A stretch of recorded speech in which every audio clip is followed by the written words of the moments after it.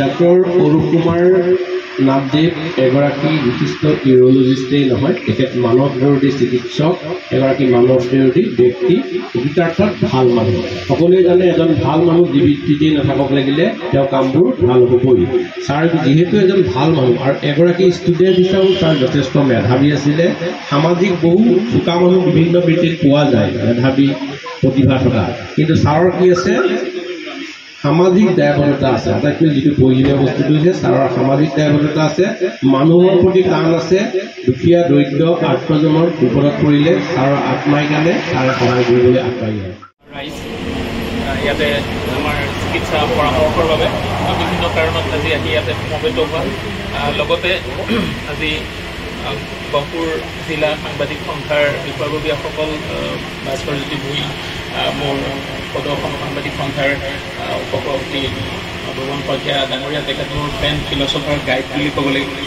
মই প্ৰথম আহি গুৱাহাটীত আৰম্ভ যেতিয়া আহমেদাবাদৰ পৰা আহি মোৰ ইউৰলজিৰ চিকিৎসা সেৱা আৰম্ভ কৰিছিলোঁ, তাৰ ঠিক 2 বছৰমানৰ পিছৰ পৰাই আমাৰ চা চিনাকি, আৰু তাৰ পৰাই তেখেতে বিভিন্ন ধৰণে আমাক গাইড কৰিছে, আমি আগবাঢ়ি যোৱাত সহায় কৰিছে, ৰাইজৰ মাজলৈ সোমাই অহাত আমাক সদায় প্ৰদৰ্শক হৈ আছে।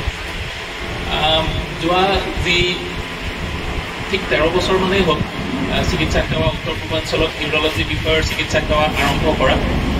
ভাৰতবৰ্ষৰ বিভিন্ন ঠাইত ঘূৰি আৰু তাৰ পিছত সৰ্বভাৰতীয় 4ৰ্থ ৰেংক স্থান পাই মই আহমেদাবাদৰ বিজে মেডিকেল কলেজ আহমেদাবাদৰ পৰা ইউৰলজি বিষয়ক যিটো আমাৰ অতি বিশেষজ্ঞ ছুপাৰ স্পেচিয়েলিটি শিক্ষা সাং কৰি গুৱাহাটীলৈ যেতিয়া আহিলোঁ, তেতিয়া মই দেখা পাইছিলোঁ যে কিছু সংখ্যক মুষ্টিমেয় কিছু সংখ্যক ৰোগীহে গুৱাহাটীলৈ আহি ছুপাৰ স্পেচিয়েলিটি সেৱা গ্ৰহণ কৰিবলৈ সক্ষম হয়, আৰু আহি আমি হয়তো বিভিন্ন কামত ব্যস্ত থকাৰ কাৰণে আমাক লগ ধৰিবলৈ আহি বহু ৰোগী দীৰ্ঘদিন আহি গুৱাহাটীতে থাকি এটা সাধাৰণ অসুবিধাৰ কাৰণেও বহুত কেইদিন আহি গুৱাহাটীতে থাকি পইচা পাতি খৰচ কৰিব লগা হয়।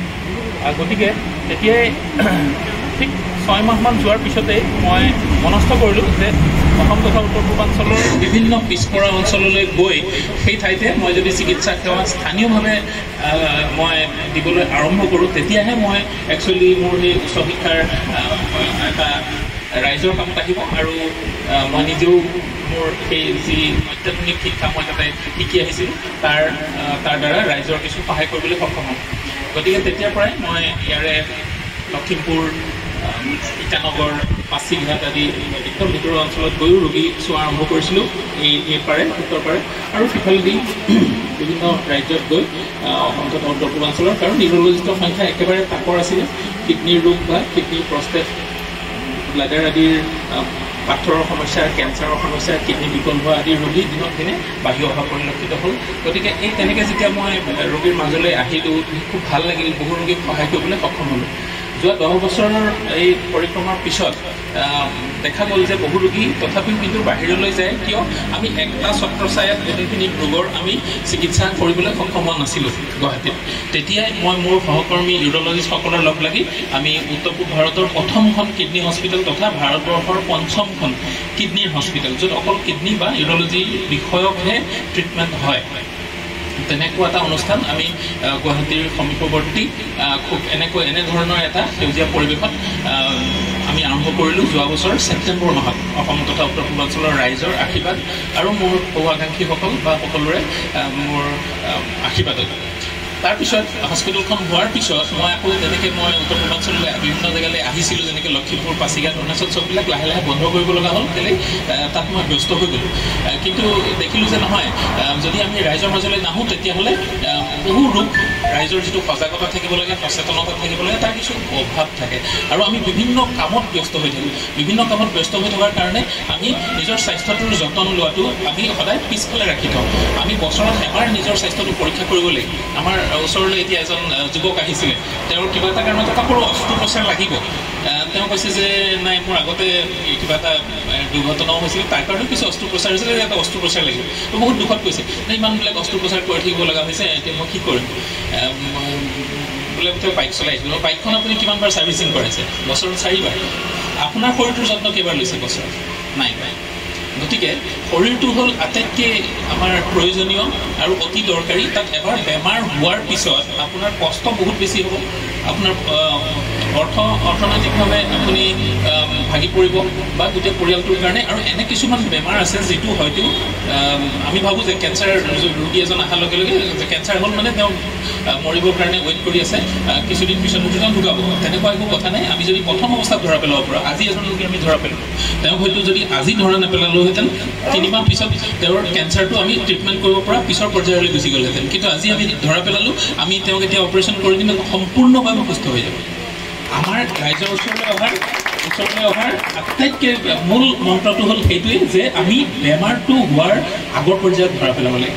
আমি আমাৰ স্বাস্থ্যটোক ইমান ভালকৈ ৰাখিব লাগে যাতে আমি কোনো ধৰণৰ আমি বাধা দিব পৰা বেমাৰবিলাক নহয়। বয়স বাঢ়িব, এবাৰ লাহে লাহে প্ৰেছাৰ, চুগাৰ, এনেধৰণৰ কিছু অসুবিধাটো বয়সৰ লগে লগে আহিবই।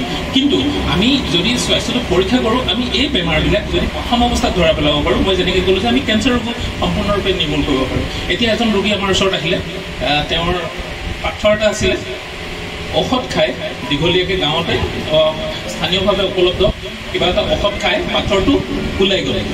বৰ ভাল কথা। ওলাই যাওঁতে সময় লাগিল 3 মাহ, কিছুদিন আগত ওলাই গ'ল। এতিয়া পৰীক্ষা কৰি দেখা গৈছে যে সেই কিডনীটো বিকল হৈ গ'ল। কিমান ডাঙৰ কথা! ঔষধ খালে পাথৰ ওলাই গ'লে, কিন্তু কিডনীটো নষ্ট হৈ গ'ল। কাৰণ আমি সেই পাথৰটো কিডনীটো ব্লক কৰি থকা 3 মাহ হৈ গ'ল। যেতিয়া কিডনীৰ পৰা মূত্ৰ পৰিবাহী নলীডালত আহি লাগি থকা পাথৰ এটা 6 সপ্তাহতকৈ বেছি থাকে আৰু প্ৰস্ৰাৱটো যদি একেবাৰে ব্লক হৈ থাকে, 6 সপ্তাহত কিডনীটো সম্পূৰ্ণৰূপে বিকল হৈ থাকে। এইবিলাক হ'ল চাইণ্টিফিক কথা। গতিকে আমি এনেকৈ কোৱা নাই যে গাঁৱলীয়া ঔষধ খাব নালাগে বা অন্য ধৰণৰ অল্টাৰনেটিভ মেডিচিনৰ ঔষধ খাব নালাগে, নহয় কথাটো। আমি জানিব লাগিব যে সেই পাথৰটো 3 মাহ থাকিল, ওলাইও গ'ল, কিন্তু কিডনীটো বিকল হৈ গ'ল। এটা কিডনী বিকল হৈ যোৱাটো যেতিয়া মই ক'ব লগা হৈছে, তাতকৈ মোৰ ৰোগীজনক যেতিয়া সেই কথাটো কৈছোঁ, তেতিয়া সেই এজন জাজে যেনেকৈ মানুহক মৃত্যুদণ্ড কৰে, তেনেকুৱা দুখ অনুভৱ হয় যে আপোনাৰ কিডনীটো বেয়া হৈ গ'ল। পৰৱৰ্তী বাকী কিডনীটো কেনেকৈ ভালে ৰাখিম তাৰ কাৰণে আমি কিছু পৰীক্ষা পাতি কৰিব লাগিব। আমাৰ তালৈ মাতিলোঁ। এতিয়া চাওক কথাটো যে তেওঁ যদি প্ৰথম অৱস্থাতে সেই বস্তুটো এজন চিকিৎসকৰ পৰামৰ্শ ল'লেহেঁতেন বা সেইধৰণে যদি পাথৰটো ওলাই দিয়া হ'লে কিডনীটো বাচি গ'লহেঁতেন। সেইকাৰণে আমি নিজৰ স্বাস্থ্যটো পৰীক্ষা কৰি ৰাখিব লাগে যে সাধাৰণৰ পৰা সাধাৰণ বেমাৰটো যদি দীঘলীয়াকৈ থাকে, সি গৈ পেলাই শৰীৰটোক এনেধৰণে অনিষ্ট কৰিব যিটো আপোনাৰ কাৰণে বা পৰিয়ালটোৰ কাৰণে এটা ডাঙৰ ভাবুকি, অৰ্থনৈতিকভাৱে বা পৰিয়ালটোৰ কাৰণে এটা ডাঙৰ ভাবুকি হ'ব পাৰে। গতিকে এই এনেধৰণৰ সজাগতা আৰু সচেতনতাৰ কাৰণেই মই মোৰ কৰ্মব্যস্ত জীৱনৰ পৰা তাৰ পৰা হস্পিটেলৰ পৰা ওলাই আহি আপোনালোকৰ মাজলৈ মই দেওবাৰে চেষ্টা কৰিছোঁ। বাকীকেইদিন তাতে বহুত ৰোগী থাকে, মই ওলাই আহিব নোৱাৰোঁ। দেওবাৰে আহি এই এনেধৰণৰ প্ৰগ্ৰেমবিলাক মই অসমৰ বিভিন্ন ঠাইত পিছপৰা অঞ্চলত, যেনেকৈ আমি উমৰাংচুত গৈ পেলাই মোৰ ভিতৰৰ অঞ্চলত কৰিছোঁ।